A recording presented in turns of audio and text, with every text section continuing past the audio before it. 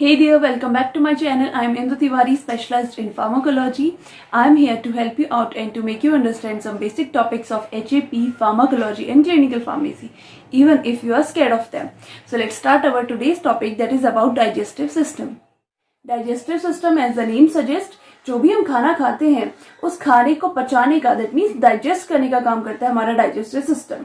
इसके अलावा खाने में जितनी भी न्यूट्रिएंट्स प्रेजेंट होते हैं उन सबको एब्जॉर्ब कराने का काम करता है ये, और खाने में जो भी वेस्ट प्रोडक्ट अब रह गया है, क्योंकि न्यूट्रिएंट्स अगर खाने से निकल गए तो उसके बाद उसमें वेस्ट प्रोडक्ट रह जाएगा, तो वेस्ट प्रोडक्ट अगर हमारी बॉडी के अंदर ही रहा तो धीरे धीरे करके टॉक्सिसिटी कॉज कर सकता है या फिर कोई और बीमारी कॉज कर सकता है। तो इस चीज से बचने के लिए डाइजेस्टिव सिस्टम जो भी वेस्ट प्रोडक्ट है उसको बॉडी से बाहर निकालने का भी काम करता है। So digestive system mainly alimentary canal से मिलकर बना होता है और सेकेंडली वो बना होता है कुछ एसेसरी ऑर्गन से मिलकर के। एसेसरी ऑर्गन्स मेन जो इसका सिस्टम है उसकी हेल्प करते हैं। तो फर्स्ट हम देख लेते हैं जो हमारा एलिमेंट्री कैनाल है। तो एलिमेंट्री कैनाल मेनली माउथ से स्टार्ट होता है और एनएस पे खत्म होता है। तो माउथ के बाद फेरिंक्स, इसोफेगस, स्टमक इसमें आता है। उसके अलावा इसमें स्मॉल इंटेस्टाइन आती है जो बीच में है, उसके अलावा लार्ज इंटेस्टाइन आती है, रेक्टम आता है और लास्ट में एनस आता है। तो एलिमेंट्री कैनाल जो बनी हुई है इसकी सबसे इनर जो लेयर है वो सारी की सारी स्मूथ मसल्स की बनी हुई है। एलिमेंट्री कैनाल के अलावा 3 एसेसरी ऑर्गन्स होते हैं। फर्स्टली तो सलाइवरी ग्लैंड होती है जो कि माउथ में प्रेजेंट होती है, उसके अलावा लिवर प्रेजेंट होता है और उसके अलावा पेनक्रियास प्रेजेंट होता है। सो इनको हम बाद में डिस्कस करेंगे। फर्स्टली हम डाइजेस्टिव सिस्टम के कुछ फंक्शंस देख लेते हैं। तो डाइजेस्टिव सिस्टम का मेन फंक्शन होता है फर्स्टली तो फूड को इंजेस्ट कराना, ठीक है, क्योंकि माउथ के थ्रू हमारा फूड इंजेस्ट होगा। उसके अलावा फूड को प्रोपेल कराना, दैट मीन्स माउथ से स्टमक तक पहुंचाना। उसके बाद स्टमक में क्या होगा, उसका डाइजेशन होगा। अब डाइजेशन दैट मीन्स जो भी कॉम्प्लेक्स फूड है उसको सिंप्लीफाइड फॉर्म में तोड़ देना, ठीक है। तो इसमें मेटाबॉलिज्म आता है। मेटाबॉलिज्म के भी 2 पार्ट होते हैं, एक तो कैटाबॉलिज्म और एनाबॉलिज्म, उसको हम आगे स्टडी कर लेंगे। सो ये चीजें करना। उसके बाद नेक्स्ट आता है एब्जॉर्प्शन, कि जो भी हमारे फूड डाइजेस्ट हो गया है अब वो क्या हो गया, स्मॉल स्मॉल पार्टिकल्स में टूट गया है। तो उसमें जो भी न्यूट्रिएंट्स प्रेजेंट है, कोई कार्बोहाइड्रेट है, प्रोटीन्स प्रेजेंट है या फिर कोई भी वाइटामिन्स प्रेजेंट है, तो उन सबको एब्जॉर्ब करवाना। एब्जॉर्ब करवाने के बाद क्या होगा, अब जिससे भी फूड से सारा का सारा चीजें एब्जॉर्ब हो गई हैं, अब तो सारा का सारा वेस्ट हो गया, तो उस वेस्ट को एलिमिनेट कराना, दैट मीन्स बॉडी से बाहर निकाल देना। तो ये पूरी प्रोसेस है या फिर सारी एक्टिविटीज है जो कि हमारा डाइजेस्टिव सिस्टम परफॉर्म करता है with the help of alimentary canal and accessory organs. और फूड में जितने भी न्यूट्रिएंट्स प्रेजेंट है उनका एब्जॉर्ब होना भी बहुत जरूरी है, क्योंकि न्यूट्रिएंट्स एब्जॉर्ब होंगे तभी हमारी बॉडी में जो भी नई सेल बनने वाली है, कुछ हमारी बॉडी को प्रोटीन्स चाहिए या फिर नई प्रोटीन की सिंथेसिस करनी है, उसके अलावा कुछ हार्मोन्स बनने हैं, एंजाइम्स बनने हैं। तो जितनी भी बॉडी की हमारी मेटाबॉलिज्म की प्रोसेस हमारी बॉडी में चलनी है या फिर ग्रोथ की प्रोसेस हमारी बॉडी में चलनी है, तो सारी चीजों के लिए हमारी बॉडी को न्यूट्रिएंट्स की जरूरत है। तो वो न्यूट्रिएंट्स हमारी बॉडी में कैसे पहुंचेंगे, थ्रू डाइजेस्टिव सिस्टम की एब्जॉर्प्शन होगा। एब्जॉर्प्शन के थ्रू ही सारे न्यूट्रिएंट्स हमारी बॉडी के अंदर पहुंचेंगे। तो इसमें फर्स्टली हम डिस्कस कर लेते हैं इंजेशन। तो इंजेशन दैट मीन्स कि किसी भी फूड को इंजेस्ट कराना। अब जैसे अगर हम रोटी खाते हैं तो ऐसा तो नहीं कि हमने रोटी तोड़ी और सीधे हमने निगल ली, उसमें पहले क्या होगा, मेस्टिकेशन होगा, दैट मीन्स हम उस रोटी को चबाएंगे और चबाने के बाद क्या होगा, हमारी जो सलाइवा है उस रोटी में मिक्स हो जाएगा। सलाइवा मिक्स होने के बाद क्या होता है, एक बोलस फॉर्म होता है, ठीक है। समझ लीजिए कि ऐसे गोले की तरह की से एक स्ट्रक्चर फॉर्म होता है, इसको हम बोलते हैं बोलस। अब ये बोलस क्यों फॉर्म हो रहा है, ताकि जो भी हमने खाना खाया है वो इजीली हमारे स्टमक तक पहुंच जाए, क्योंकि बीच में क्या एक इसोफेगस वाली ट्यूब है। तो इस इसोफेगस ट्यूब से निकल करके स्टमक में पहुंचना बहुत जरूरी है। कभी कभी आपने देखा होगा कि जब जल्दी जल्दी खाना खाते हैं तो हमारे गले में अटक जाता है। क्यों? क्योंकि जल्दी जल्दी खाना खाने टाइम जो हमारा सलाइवा है वो अच्छी तरीके से हमारे फूड के साथ मिक्स नहीं हो पाता है। अब सलाइवा मिक्स अच्छे से नहीं हो पाएगा तो प्रॉपर बोलस नहीं बन पाएगा। अब बोलस क्या एक्सटेंडेड फॉर्म है जिसमें कि खाना हमारे स्टमक तक जाना चाहिए, अगर वो नहीं होगा तो उस वजह से हमारा खाना बीच में फंस सकता है, ठीक है। नेक्स्ट प्रोसेस होती है प्रोपेल्शन। प्रोपेल्शन दैट मीन्स जो हमारा खाना है उसको आगे प्रोपेल कराना, आगे भेजना, ठीक है। क्योंकि क्या होगा, जब हमारे माउथ में खाना प्रेजेंट है तो वो हमारे स्टमक तक जाएगा, स्टमक में प्रेजेंट है तो इंटेस्टाइन जाएगा, इंटेस्टाइन में प्रेजेंट है तो आगे हमारी लार्ज इंटेस्टाइन में पहुंचेगा। तो प्रोपेल्शन भी काम है हमारे डाइजेस्टिव सिस्टम का। सो नेक्स्ट है एब्जॉर्प्शन। सो एब्जॉर्प्शन हमारे फूड का तभी हो पाता है जब हमारा फूड सिंपलर फॉर्म में है। अगर कॉम्प्लेक्स फॉर्म में है तो एकदम से एब्जॉर्ब नहीं हो पाएगा, पहले उसे सिंपलर फॉर्म में टूटना पड़ेगा, उसके बाद जाके उसका एब्जॉर्प्शन होगा। अब एक एग्जाम्पल के रूप में आप समझ लीजिए कि कोई चौक है, अगर हम चौक को डायरेक्टली पानी में डालें तो वो टाइम लगाएगा डिसॉल्व होने में। अगर वही हम उस चॉक का पाउडर बना के उसको पानी में डिसॉल्व करना चाहें तो एकदम से वो क्या हो जाएगी, डिसॉल्व हो जाएगी। क्यों? क्योंकि उसका सरफेस एरिया बहुत ज्यादा मिलेगा। तो सेम चीज है खाने के साथ भी, जब खाना बहुत ज्यादा कॉम्प्लेक्स फॉर्म में होगा तो उसका एब्जॉर्प्शन होना बहुत डिक्रीज हो जाएगा, एब्जॉर्प्शन जो रेट है बहुत डिक्रीज हो जाएगा। बट अगर वो सिंपलर फॉर्म में है या फिर सिंपलर फॉर्म में वो टूट जाएगा तो उस केस में क्या होगा, सरफेस एरिया ज्यादा मिलेगा न्यूट्रिएंट्स को एब्जॉर्ब होने के लिए, तो इजिली वो एब्जॉर्ब हो जाएंगे। उसके बाद लास्ट है एलिमिनेशन। दैट मीन जो भी वेस्ट प्रोडक्ट है उसको बॉडी से बाहर एलिमिनेट आउट करवाने का काम होता है हमारे डाइजेस्टिव सिस्टम का। सो नेक्स्ट हम देख लेते हैं structure of alimentary canal. That means जितने भी ऑर्गन्स प्रेजेंट है हमारी एलिमेंट्री कैनाल में, उनमें बेसिक स्ट्रक्चर कैसा है। ठीक है, तो एलिमेंट्री कैनाल के ऑर्गन्स की सबसे इनर लेयर होती है म्यूकोसा, जिसे हम बोल सकते हैं म्यूकस मेम्ब्रेन। ठीक है, उसके बाद इनर लेयर होती है सब म्यूकोसा। ठीक है, उसके अंदर फिर एक और लेयर होती है जो कि मसल की लेयर होती है, वो क्या होते हैं, सर्कुलर मसल्स होती हैं। तो थर्ड वाली लेयर को बोलते हैं सर्कुलर मसल लेयर। उसके बाद फोर्थ लेयर होती है जिसे हम बोलते हैं longitudinal muscular layer. That means ऐसे लंबे लंबे मस्कुलर लेयर होगी जिसे हम बोलेंगे लॉन्गिट्यूडिनल मस्कुलर लेयर। उसके बाद सबसे जो आउटर मेम्ब्रेन होगी उसे बोलते हैं पेरिटोनियम। ठीक है, सबसे आउटर मेम्ब्रेन जो सबसे लास्ट में प्रेजेंट होगी उसे बोलेंगे पेरिटोनियम। तो पेरिटोनियम को हम बोल सकते हैं सेरोसा। ठीक है, तो ये सबसे बाहर वाली लेयर है। जैसे मान लीजिए स्टमक का अगर हम एग्जांपल ले लेते हैं तो स्टमक में सबसे बाहर वाली लेयर होगी पेरिटोनियम, उसके अंदर होगी लॉन्गिट्यूडिनल मस्कुलर लेयर, उसके अंदर होगी सर्कुलर मस्कुलर लेयर, उसके अंदर होगी सब म्यूकोसा और उसकी सबसे इनर लेयर होगी म्यूकोसा। ठीक है, तो हमें पता है कि जो एसिड है उससे बचाती है हमारी म्यूकोसा या फिर म्यूकस मेम्ब्रेन। ठीक है, उसको आगे माउथ में सबसे इंपॉर्टेंट है टंग। टंग मेनली वॉलेंट्री मसल से बनी होती है जिसे हम कंट्रोल कर सकते हैं और ये मेनली हाइड बोन से कनेक्टेड होती है। हाइड बोन हमारी नेक में प्रेजेंट होती है।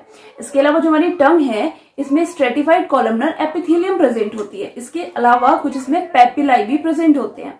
अब इन पेपिलाइज में कुछ सेंसरी रिसेप्टर्स प्रेजेंट होते हैं। ये सेंसरी रिसेप्टर्स हमें सेंस ऑफ टेस्ट करवाते हैं। दैट मीन्स जो हमारा टेस्ट है, टेस्ट का सेंस हमें करवाते हैं। अब इसका मेन काम डाइजेशन में क्या होता है कि टंग का डाइजेशन में मेन काम होता है कि ये मैस्टिकेशन में हेल्प करती है। मैस्टिकेशन दैट मीन्स खाने को चबाने में हेल्प करती है। जो हमारे टीथ हैं वो खाने को चबाते हैं, तो उसी सी चीज में ये क्या करती है, हेल्प करती है। उसके अलावा डिग्लूटेशन में हेल्प करती है। डिग्लूटेशन दैट मीन्स खाने को निगलना। ठीक है, उसके अलावा ये कुछ स्पीच और टेस्ट में भी हेल्प करती है। सो नेक्स्ट है टीथ। टीथ मेनली मैक्सिला और मैंडिबल में एम्बेडेड होते हैं। दैट मीन्स फंसे हुए होते हैं। मैक्सिला हमारी अपर जॉ और मैंडिबल जो होता है हमारा लोअर जॉ। तो इसमें अगर हम एक टूथ का स्ट्रक्चर देखना चाहें तो एक टूथ में सबसे बाहर वाली जो लेयर होती है उसे बोलते हैं एनिमल। ठीक है, उसके अंदर वाली लेयर होती है जो कि सबसे स्ट्रॉन्ग पार्ट होता है पूरे टूथ का, उसे बोलते हैं डेंटाइन। उसके अंदर वाली लेयर होती है पल्प। तो इस पल्प में ही हमारी सेंसरी नर्व्स प्रेजेंट होती है, ब्लड वेसल्स प्रेजेंट होती हैं। उसके अलावा होता है सीमेंटम। तो सीमेंटम क्या करता है, किसी भी टूथ को जो हमारा जॉ है उसमें अच्छी तरीके से एम्बेडेड होने में हेल्प करता है। दैट मीन्स उसको अच्छी तरीके से फंसाने में हेल्प करता है। तो आपने बहुत बार देखा होगा जब हमारे टूथ डीके हो जाता है, दैट मीन्स अगर हमारे दांत में छेद हो गया या फिर कीड़ा लग गया है, तो उस केस में क्या होता है कि जो हमारा टूथ है बीच से पूरा गायब हो जाता है। ठीक है, तो इस केस में क्या होता है, डायरेक्टली जो हमारी ब्लड वेसल्स है या फिर जो हमारी नर्व है, नर्व एंडिंग्स है, वो डायरेक्टली किसी भी जो बाहर से हम खाना खा रहे हैं या फिर हम ब्रश कर रहे हैं तो उसकी कॉन्टेक्ट में आ जाता है, जिसकी वजह से हमारे दांतों में भी पेन होता है। क्योंकि हमें पता है कि जो बाहर का स्ट्रक्चर है, जो बाहर की लेयर है, वो तो बहुत ज्यादा हार्ड है, तो उसमें तो कुछ चीज फील नहीं हो सकती है। अंदर क्या है, हमारी सेंसरी नर्व्स प्रेजेंट है। तो उस नर्व्स में क्या हो जाता है, जब इस नर्व्स में स्टिमुलेशन होता है क्योंकि बाहर की लेयर हमारी खराब हो गई है, तो इस वजह से दांतों में पेन होता है। अब जो टीथ होते हैं इसको दो क्लासेस में क्लासिफाई किया गया है। फर्स्ट तो होते हैं जो टेम्परेरी टीथ होते हैं और सेकंड होते हैं जो कि परमानेंट टीथ होते हैं। तो फर्स्ट हम परमानेंट टीथ को देख लेते हैं। तो परमानेंट टीथ 32 इन काउंट होते हैं। दैट मीन्स 32 होते हैं। तो इसमें से आधे ऊपर प्रेजेंट होते हैं और आधे नीचे वाली जॉ में प्रेजेंट होते हैं। तो अगर हम एक जॉ लें और उसका हाफ पोर्शन हम काउंट करें तो हाफ पोर्शन में जो फर्स्ट के दो दांत होते हैं उनको हम बोलते हैं इंसीजर्स, जो कि स्टार्टिंग में दो प्रेजेंट होते हैं। उसके बाद जो एक प्रेजेंट होता है इस साइड को, जो थोड़ा सा शार्प होता है, उसे बोलते हैं कैनाइन। उसके बाद होते हैं दो प्रीमोलर जो कि इस साइड प्रेजेंट होते हैं, वो होते हैं प्रीमोलर। उसके पीछे जो होते हैं वो होते हैं मोलर। तो जो मोलर वाले दांत होते हैं वो थोड़े से लेट आते हैं। दैट मीन्स जिसे हम बोलते हैं कि अकल वाला दांत वो थोड़ा सा लेट आता है। ठीक है, तो अगर हम इनकी बात करें तो दो इंसीजर और एक कैनाइन का काम होता है किसी भी चीज को टीयर करने का। ठीक है, जैसे हमने रोटी तोड़ी या फिर किसी भी चीज को टीयर करने का काम होता है इंसीजर और कैनाइन का। उसके बाद जो प्रीमोलर है और मोलर है, तो इनका काम होता है मेस्टिकेशन। दैट मीन्स फूड को चबाने में। अब अगर हम टेम्पररी टीथ की बात करें तो टेम्पररी टीथ होते हैं काउंट में 20। ठीक है। तो 20 होते हैं, दैट मीन्स 10 ऊपर होते हैं 10 नीचे होते हैं। तो अगर हम एक हाफ की बात कर ले तो एक हाफ में क्या होते हैं, 2 इंसीजर्स होते हैं, एक कैनाइन होते हैं, 2 प्रीमोलर्स होते हैं, या फिर उन्हें हम मोलर्स भी बोल सकते हैं, जो कि हमारे मेस्टिकेशन में काम आते हैं। सो मेन काम होता है हमारे टीथ का फर्स्टली तो मेस्टिकेट करवाना, दैट मीन्स पूरी अच्छी तरीके से जो खाना है उसको चबाना, ठीक है। उसके अलावा जो डिग्लूटेशन है उस प्रोसेस में हेल्प करना है। तो सेकंड है फेरिंग्स। सो फेरिंग्स मेनली एक पैसेज प्रोवाइड करता है ताकि जो बोलस है, जो हमने फूड बोलस के फॉर्म में जो हमारा बन चुका है, वो माउथ से इजीली ईसोफेगस तक पहुंच जाए। सो नेक्स्ट इंपॉर्टेंट पार्ट है हमारा ईसोफेगस। तो oesophagus mainly elastic fibrous tissues से बना होता है। इलास्टिक फाइब्रस टिश्यूज से बना है, दैट मीन्स ये खुद से ही थोड़ा सा इलोंगेट या फिर थोड़ा सा स्ट्रेच हो सकता है। अब जो हमारा ईसोफेगस है मेनली ये 25 सेंटीमीटर तक का लॉन्ग होता है और 2 सेंटीमीटर का डायमीटर होता है, दैट मीन्स इसका डायमीटर 2 सेंटीमीटर होगा और इसकी जो लेंथ है वो 25 सेंटीमीटर होगी। अब इसमें क्या होता है, कुछ स्पिंचर्स प्रेजेंट होते हैं। स्पिंचर्स जैसे मैंने आपको पहले भी बताया, जैसे कि समझ लीजिए दरवाजे प्रेजेंट होते हैं, ठीक है। तो एक स्पिंचर आपके यहाँ पे प्रेजेंट होता है और एक स्पिंचर होता है स्टमक के पास। तो इन स्पिंचर्स का काम होता है कि जब रेस्पिरेशन हो रहा है, जब हम खाना नहीं खा रहे तो उस टाइम पे ये क्लोज रहेंगे। जैसे ही इसे पता चलेगा कि अब डिग्लूटेशन वाली प्रोसेस होने वाली है, दैट मीन्स स्वॉलोइंग वाली प्रोसेस होने वाली है, तो उस टाइम पे क्या होंगे, ये स्पिंचर्स अपने आप ओपन हो जाएंगे। तो ओपन होने के बाद क्या होगा, इजिली जो फूड है हमारे माउथ से लेकर के स्टमक तक इजिली पहुंच जाएगा। अब इसमें एक और चीज होती है कि इसमें पेरास्टेल्सिस मूवमेंट होता है, ठीक है, कि फूड है जो हमारा बोलस के फॉर्म में यहाँ पे है, तो इसको आगे बढ़ाने के लिए क्या होता है, इसमें पेरास्टेल्सिस मूवमेंट होता है। तो उससे क्या होता है कि जो हमारी ईसोफेगस ये कॉन्ट्रैक्ट करेगी जिससे कि खाना आगे बढ़ेगा, यहाँ पहुंचा, फिर से कॉन्ट्रैक्ट करेगी जिससे कि खाना आगे पहुंचेगा। तो ऐसी पेरास्टेल्सिस में क्या होता है, वेव लाइक मूवमेंट होता है, ठीक है। तो उस वेव लाइक मूवमेंट के चलते क्या होता है, जो हमारा बोलस है वो इजिली हमारे स्टमक तक पहुंच जाता है। अब डिग्लूटेशन वाली प्रोसेस में हमारी ओरल कैविटी भी पूरी तरीके से रिस्पॉन्सिबल होती है, क्योंकि जैसी मेस्टिकेशन हो गया, हमारा बोलस बन गया, तो उस टाइम पे क्या होती है, ओरल कैविटी क्लोज हो जाती है, यानी कि मुंह बंद होता है। तो जो हमारा बोलस है वो पीछे की ओर को उसको प्रेशर लगता है, तो प्रेशर की वजह से क्या होता है, वो हमारी ईसोफेगस पे पहुंच जाता है, जहां से फिर पेरिस्टाल्सिस की मूवमेंट की वजह से वो स्टमक तक पहुंच जाएगा। नेक्स्ट है स्टमक। सो स्टमक डाइजेस्टिव सिस्टम में सबसे इंपॉर्टेंट ऑर्गन होता है। मेनली स्टमक जे शेप का होता है। इसकी जो सबसे ऊपर वाली लेयर होती है, फिर ऊपर वाला पार्ट होता है, इसे बोलते हैं फंडस, और जो बीच वाला पार्ट है इसे बोलते हैं बॉडी, और सबसे नीचे वाले पार्ट को हम बोलते हैं पाइलोरस, ठीक है। अब इसके ऊपर क्या होता है, जब ईसोफेगस स्टमक से मिलता है तो उस बीच में एक दरवाजा होता है जिसे हम बोलते हैं स्पिंचर्स।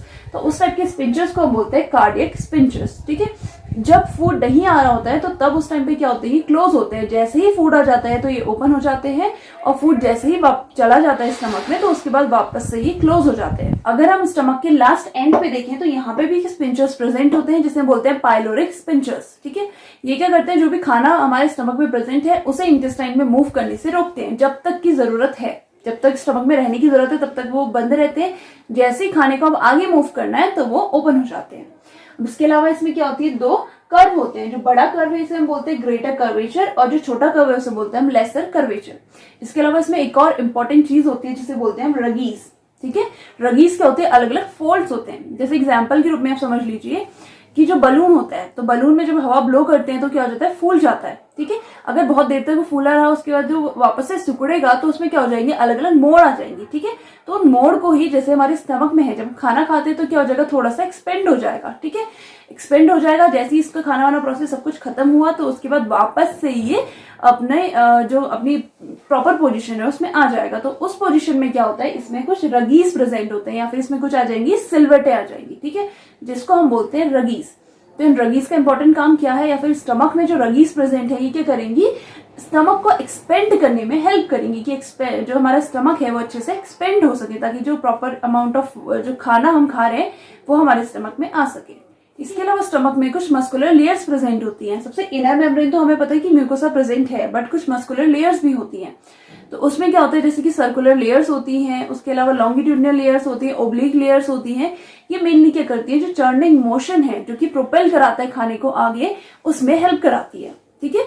चर्निंग मोशन क्या है, चर्निंग मोशन ऐसा मोशन है जिससे जो भी हमारा स्टमक में खाना है वो आगे को मूव करे, ठीक है। तो उसके मूवमेंट कराने के लिए ये मस्कुलर लेयर्स होती हैं जो कि अलग अलग टाइप का मोशन करती हैं, जिससे खाना आगे प्रोपेल होता है।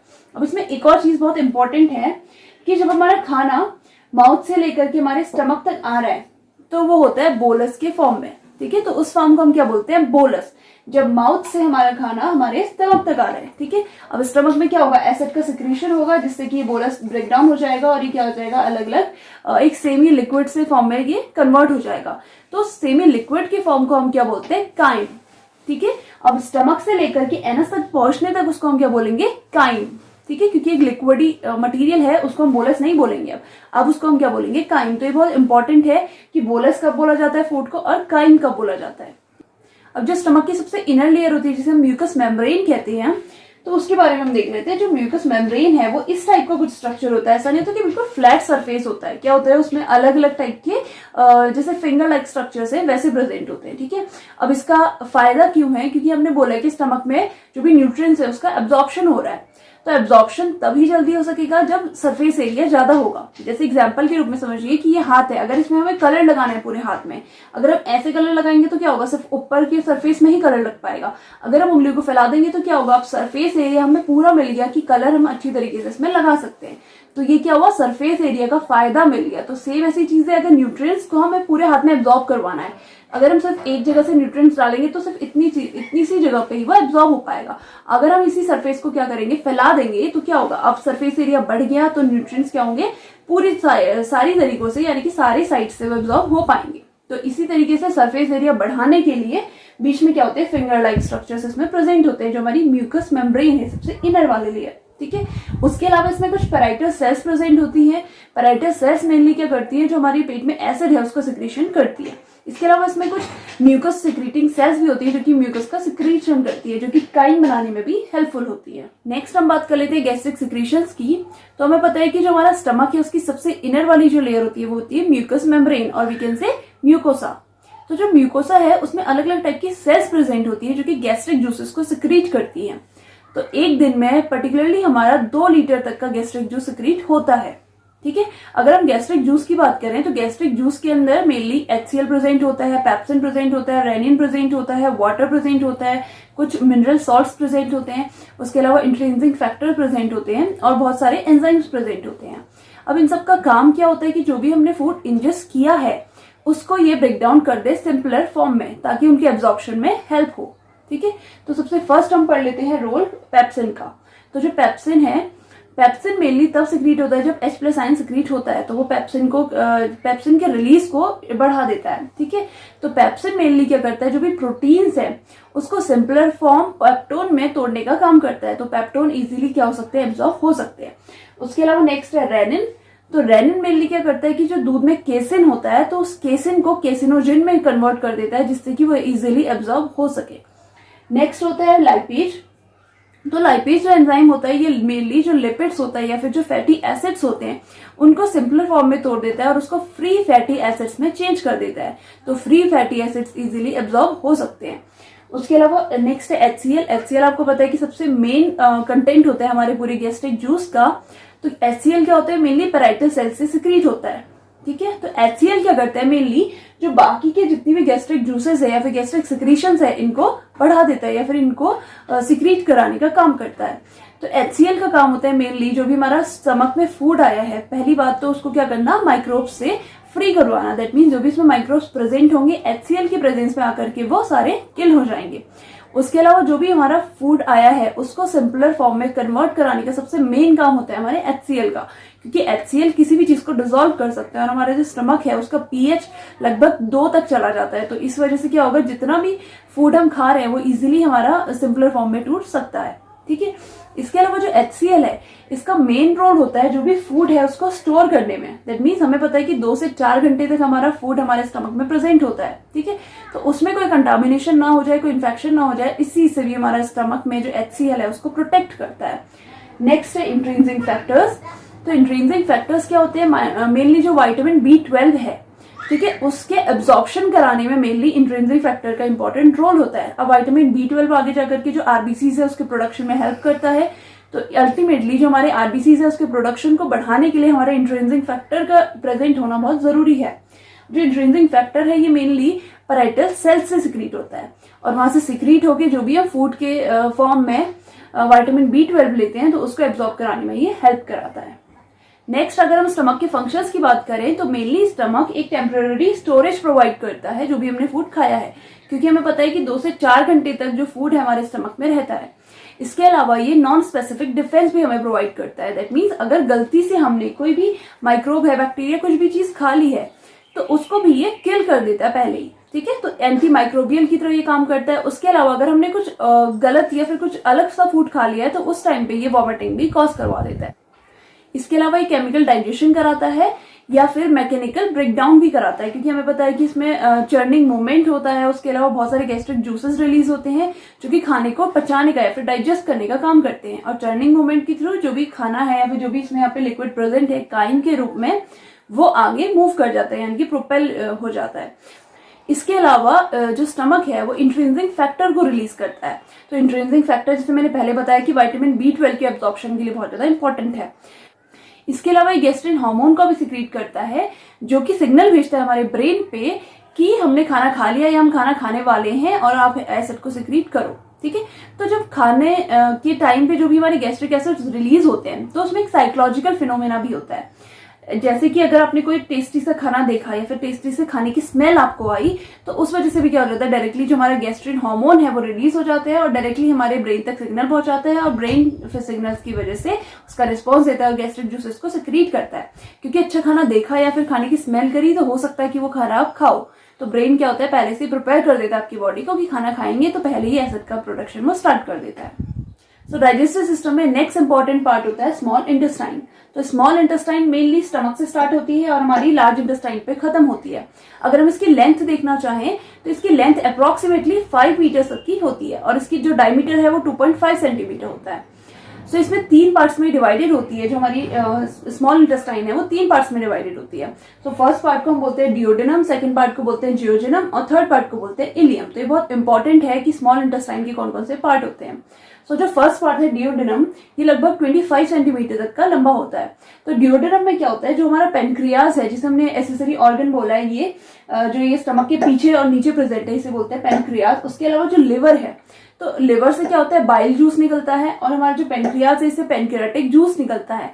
तो ये दोनों के दोनों क्या करते हैं, डाइजेशन में हेल्प कराते हैं, ठीक है। तो डियोडेनम वाले पार्ट में क्या होता है, जो हमारा पेनक्रियाज है वहां से पेनक्रियाटिक जूस निकलता है तो वो डियोडेनम स्पिंचर के थ्रू हमारे डियोडेनम में पहुंचता है। उसके अलावा जो हमारा लिवर है, लिवर से जो हमारा बाइल जूस निकलता है वो हेपेटो पेनक्रियाटिक स्पिंचर्स के थ्रू हमारे जो डियोडेनम है वहां पे पहुंचता है, ठीक है। तो डियोडेनम में क्या हुआ, बाइल जूस भी आ गया, पेनक्रियाटिक जूस भी आ गया। अब डियोडेनम का जो पीएच हो जाता है, ठीक है, वो क्या हो जाता है एल्कलाइन। अभी तक हमें पता है कि हमारे जब स्टमक तक हमारा फूड प्रेजेंट है तो यहाँ पे इसका पीएच रहता है एसिडिक। अब क्या होता है, यहाँ पे आते आते दैट मींस डियोडेनम में पहुंचते ही वो क्या हो जाता है, एल्कलाइन हो जाता है, ठीक है। अब एल्कलाइन होने का क्या फायदा है कि जो भी न्यूट्रिएंट्स एसिड में दैट मींस स्टमक में एब्जॉर्ब नहीं हो पाए, अब वो आकर के एल्कलाइन एनवायरमेंट में एब्जॉर्ब इजीली हो सकते हैं। तो इसका नेक्स्ट पार्ट है जियोजेनम। तो जियोजेनम लगभग 2 मीटर तक का लंबा होता है और ये मिडिल पार्ट होता है हमारी स्मॉल इंटेस्टाइन का। इसके बाद नेक्स्ट पार्ट आता है इलियम। तो इलियम क्या होता है, सबसे लास्ट पार्ट होता है जो कि लगभग 3 मीटर तक का लंबा हो सकता है, ठीक है। तो इलियम क्या करता है, जा करके जो हमारा लार्ज इंटेस्टाइन है उसका जो सबसे फर्स्ट पार्ट है सीकम, सीकम से जाकर के जुड़ता है। तो यहाँ पे इलियोसीकम एक वॉल्व होता है, ठीक है, जो कि जितना भी हमारा काइम है, अभी हमें पता है कि स्मॉल इंटेस्टाइन में वो सारा मूव कर रहा है। तो स्मॉल इंटेस्टाइन से जब वो लार्ज इंटेस्टाइन में जाएगा तो वो बैक फ्लो को प्रिवेंट करते हैं, क्योंकि आपको पता है स्पिंचेस का मेन यही काम होता है कि ओपन करना या फिर वो बंद होते हैं इसीलिए कि जो भी बैक फ्लो है या फिर जो फॉरवर्ड फ्लो है उसको प्रोवाइड करना, ठीक है। तो बैक फ्लो को प्रिवेंट करता है कि जो भी हमारा काइम अब हमारी अगर लार्ज इंटेस्टाइन में पहुंच गए तो वापस से वो स्मॉल इंटेस्टाइन में ना आए, ठीक है। इसके अलावा क्या होता है कि जो हमारा स्मॉल इंटेस्टाइन है इसकी सबसे अंदर की लेयर हमें पता है कि म्यूकस मेम्ब्रेन की बनी होती है, दैट मींस म्यूकोसा की बनी होती है। तो इस तो हमारी जो म्यूकोसा है उसमें क्या होते हैं, अलग अलग विलाइज प्रेजेंट होते हैं, ठीक है। विलाइज जैसे कि मैंने आपको स्टमक में बताई थी तो वैसे ही सेम इसमें विलाइज प्रेजेंट होते हैं। उसमें भी उनको क्या होता है फिंगर लाइक स्ट्रक्चर्स हम बोलते हैं, ठीक है। जैसे मैंने यहाँ पे बनाया है स्ट्रक्चर, ये क्या होता है फिंगर लाइक स्ट्रक्चर होते हैं। तो सेम फिनोमेना है कि क्यों फिंगर लाइक स्ट्रक्चर है, ताकि जो हमारा एब्जॉर्प्शन है उस टाइम पे सरफेस एरिया ज्यादा मिल पाए। तो जितना ज्यादा सरफेस एरिया मिलेगा उतना अच्छा एब्जॉर्प्शन होगा, ठीक है। तो मैक्सिमम न्यूट्रिएंट जो कि स्टमक में एब्जॉर्ब नहीं हो पाते, मैक्सिमम से मैक्सिमम न्यूट्रिएंट्स का एब्जॉर्प्शन होता है हमारे स्मॉल इंटेस्टाइन में, ठीक है। अब स्मॉल इंटेस्टाइन में मेनली जो हमारे कार्बोहाइड्रेट्स होते हैं, प्रोटीन होते हैं या फिर जो हमारे लिपिड्स वगैरह होते हैं वो सारे के सारे यहाँ पे एब्जॉर्ब हो जाते हैं, ठीक है। अब इसके अलावा क्या होता है, जो हमारी इंटेस्टाइन है, स्मॉल इंटेस्टाइन, इसमें क्या होता है, परमानेंट सर्कुलरी फोल्ड होते हैं। जैसे कि मैंने आपको बताया था स्टमक में कि रगीज प्रेजेंट होती है, कि गुब्बारे को फुलाओ तो क्या हो जाएगा, उसमें थोड़े थोड़े ऐसे सिकुड़न आनी प्रेजेंट हो जाएगी, तो उसको बोलते हैं रगीज। अब इंटेस्टाइन में इनको क्या बोलते हैं, परमानेंट सर्कुलरी फोल्ड। ठीक है, परमानेंट फोल्ड क्यों बोल रहे हैं, क्योंकि चाहे खाना प्रेजेंट हो या फिर ना हो, ये अलग अलग सिलवटें जैसी प्रेजेंट रहेंगी। अब इन सिलवटों का मेन काम क्या है कि जो हमारा फूड है काइम के रूप में अब यहाँ पे आया है, तो उस काइम को आगे मूव करवाना, तो इसके लिए जो हमारा इंटेस्टाइन होता है उसमें पेरिस्टाल्टिक मूवमेंट होता है, तो इस पेरिस्टाल्टिक मूवमेंट को सपोर्ट करते हैं ये परमानेंट सर्कुलरी फोल्ड्स। ठीक है, सो जो विलाइज होते हैं इनका साइज 1 mm का होता है। इन विलाइज के ऊपर ही माइक्रोविलाई प्रेजेंट होते हैं। समझ लीजिए जैसे फिंगर्स हैं, तो इन्हीं फिंगर्स के अंदर छोटी छोटी बहुत सारी फिंगर्स भी क्या होंगी, रहेंगी। तो वैसे ही मैंने यहाँ पे स्ट्रक्चर बनाया है कि इसके ऊपर माइक्रोविलाइज होती है। तो जो इन माइक्रोविलाइज का जो साइज होता है वो 1 माइक्रोमीटर तक का हो सकता है। ठीक है, अब इन माइक्रोविलाई और विलाई के ऊपर क्या होती है, बहुत सारी एपिथेलियल सेल्स होती है। वो एपिथेलियल सेल्स क्या करती है, एब्जॉर्प्शन में हेल्प कराती है, म्यूकस को सिक्रीट करती है। उसके अलावा ये जो एपिथेलियम सेल्स होती है वो 3 से 4 या फिर 4 से 5 दिन के बीच में क्या हो जाती है, वापस से रिप्लेस हो जाती है, ताकि जो एब्जॉर्प्शन है वो इफेक्टिवली हो सके। उसके अलावा इसमें गॉबलेट सेल्स प्रेजेंट होती है जो कि म्यूकस का सिक्रीशन करती है। अब अगर हम इंटेस्टाइनल जूस की बात करें, फिर इंटेस्टाइनल जो यहाँ पे फ्लूइड बनता है जो कि बाइल से आता है, पैनक्रियास से आता है, कुछ म्यूकस होता है, कुछ यहाँ पे वाटर मिनरल्स प्रेजेंट होते हैं। एक दिन में लगभग 1500 ml इंटेस्टाइनल जूस सिक्रीट होता है। अभी इंटेस्टाइनल जूस मेनली एल्कलाइन होता है, स्ट्रॉन्गली एल्कलाइन प्रॉपर्टी का होता है। इसमें म्यूकस प्रेजेंट होता है, वाटर प्रेजेंट होता है, बाइल जूसेस प्रेजेंट होते हैं। उसके अलावा जो हमारा पैनक्रियाटिक जूसेस निकले वो भी इन सब में प्रेजेंट होते हैं। अब नेक्स्ट है chemical digestion in small intestine में। तो सबसे फर्स्ट हम देख लेते हैं जो पैनक्रियाटिक जूस है वो कैसे डाइजेशन करती है।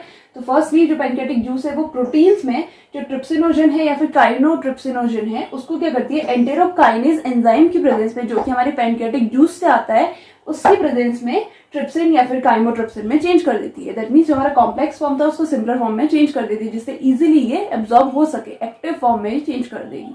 इसके अलावा जैसे जो हमारे कार्बोहाइड्रेट्स होते हैं जो कि पॉलीसेक्राइड फॉर्म में होते हैं, उसको ये एमाइलेज एंजाइम की प्रेजेंस में डाइसेक्राइड्स में चेंज कर देगी। हमें पता है कि डाइसेक्राइड क्या है, बहुत ही सिंपलर फॉर्म है। उसके अलावा जो हमारा फैट्स होते हैं, जो फैट है उसको फैट्स को फ्री फैटी एसिड्स में चेंज कर देगी इन प्रेजेंस ऑफ लाइपेज। हमारा लाइपेज एंजाइम है वो फैट को फ्री फैटी एसिड्स में चेंज कर देगा, जिससे इजीली वो एब्जॉर्ब हो सकते हैं। इसके अलावा जो हमारा बाइल है, बाइल हमारा रिलीज होता है, हमें पता है कि हमारे लिवर से। तो बाइल भी क्या करता है, उसका जो पीएच है वो होता है एल्कलाइन। तो एल्कलाइन पीएच में बाइल भी बहुत सारे प्रोटीन्स है या फिर कार्बोहाइड्रेट्स है, उसके जो भी डाइजेशन है उसको इम्प्रूव करता है। सो बाइल में मेनली वाटर होता है, मिनरल सॉल्ट्स होते हैं, म्यूकस होता है, बाइल होता है, बाइल पिगमेंट होता है, उसके अलावा कोलेस्ट्रॉल प्रेजेंट होता है। तो इन सब का जो पीएच होता है वो अप्रोक्सीमेटली 8 होता है, दैट मीन्स एल्कलाइन होता है। तो अगर हम बाइल की बात करें तो एक दिन में लगभग 500 से लेकर के 1000 ml तक का बाइल हमारी लिवर से सिक्रीट हो सकता है। सो स्मॉल इंटेस्टाइन में एब्जॉर्प्शन की जब हम बात करते हैं तो वो अलग अलग मेथड से हो सकता है, जैसे कि फैसिलिटेड डिफ्यूजन से हो सकता है, नॉर्मल डिफ्यूजन से हो सकता है, ऑस्मोसिस से हो सकता है, उसके अलावा एक्टिव ट्रांसपोर्ट से हो सकता है। तो मेनली जो स्मॉल इंटेस्टाइन है उसमें वाटर का एब्जॉर्प्शन होता है, मिनरल्स का एब्जॉर्प्शन होता है, उसके अलावा मिनरल सॉल्ट्स का एब्जॉर्प्शन होता है, उसके अलावा मोनोसैकेराइड का एब्जॉर्प्शन होता है, अमाइनो एसिड्स का एब्जॉर्प्शन होता है। इसके अलावा जो मिल्क है, जो ब्रेस्ट मिल्क होता है मदर का, उसका एब्जॉर्प्शन होता है। और जो हमने बोला कि जो इंट्रिंसिक फैक्टर के साथ हमने बोला ना कि इंट्रिंसिक फैक्टर की वजह से विटामिन बी का एब्जॉर्प्शन होता है, तो वो इंट्रिंसिक फैक्टर और विटामिन B12 कॉम्प्लेक्स होकर के हमारे इंटेस्टाइन में आते हैं और इंटेस्टाइन में ही इनका एब्जॉर्प्शन होता है। ठीक है, सो नेक्स्ट अगर हम बात करें लार्ज इंटेस्टाइन की, तो लार्ज इंटेस्टाइन स्मॉल इंटेस्टाइन के आसपास पूरा एक आर्च बना देती है, जिससे उसको पूरी कवरिंग जैसी प्रोवाइड होती है। उसके अलावा अगर इसकी लेंथ की बात करें तो जो हमारी लार्ज इंटेस्टाइन है वो 1.5 मीटर तक की लंबी हो सकती है और 6.5 सेंटीमीटर का डायमीटर होगा। ठीक है, तो इस केस में आपको याद रखना है कि जो स्मॉल इंटेस्टाइन है उसको आपको लार्ज इंटेस्टाइन बिल्कुल भी नहीं समझना है, क्योंकि स्मॉल इंटेस्टाइन ही है।